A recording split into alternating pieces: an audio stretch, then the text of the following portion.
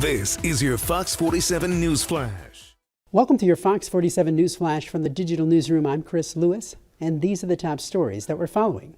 An overnight car break-in in Jackson came out with more than the usual credit cards and money. This weekend during the larceny, the thief took a child's pair of orthotic boots. Just talking about it makes me want to cry, said Lindsay Boyke, mother of the 2-year-old Charlie.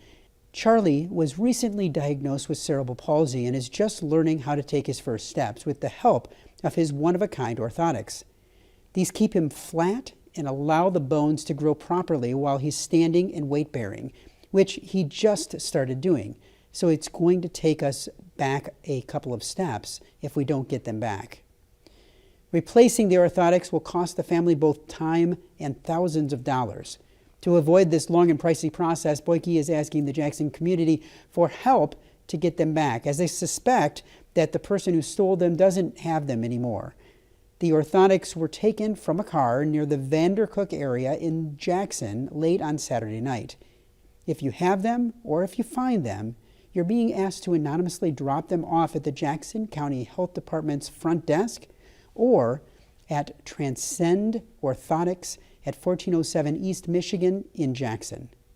Earlier this month, we told you the state of Michigan is facing a liquor shortage. Now the local government is stepping in. Megabev in Lansing says they have been feeling the impacts of the liquor shortage for a while. While our orders show up, they're usually 1 to 2 days late, and they're usually lacking 10% or more of the order, said the owner of Megabev, Scott Nieko. The Attorney General's office sent 88 complaints to the Republic National Distributing Company, a huge liquor provider who isn't following up on their orders because of a major software issue. AG Nessel addressed in the complaint that if the distributor is responsible for the violations listed, that they will have to pay a $300 fine per violation. The owners of Tom's Party Store in East Lansing says they are cautiously optimistic that their orders will come in on time.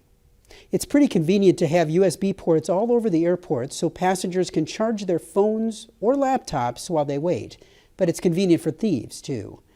Experts warn about the latest threat to your data, a phone scam where hackers take over public USB ports. It's called juice jacking. Juice is an old name for electricity. You turn on the juice, so when you're charging your phone, you give it juice. In the old phones, you would just use a charger and a communication port.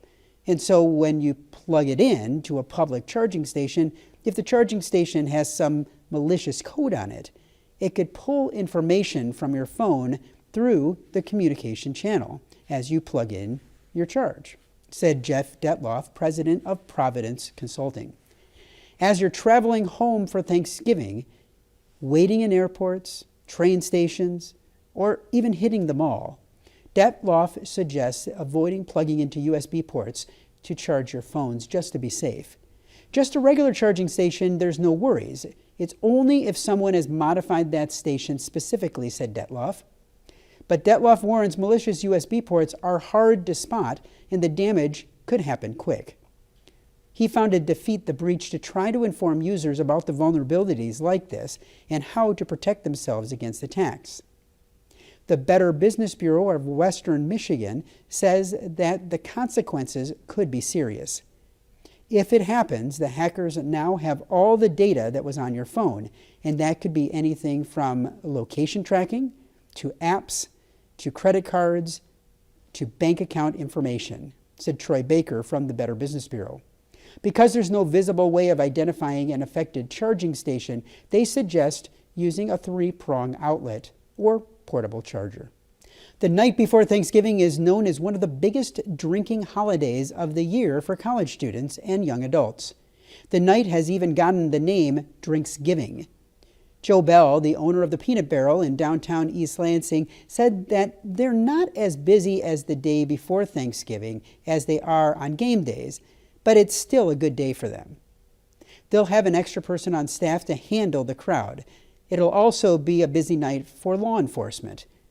We do respond to quite a few people that have too much to drink. I would equate it to being kind of like a busy Friday or Saturday night, said Department Chief Steve Gonzalez of the East Lansing Police Department.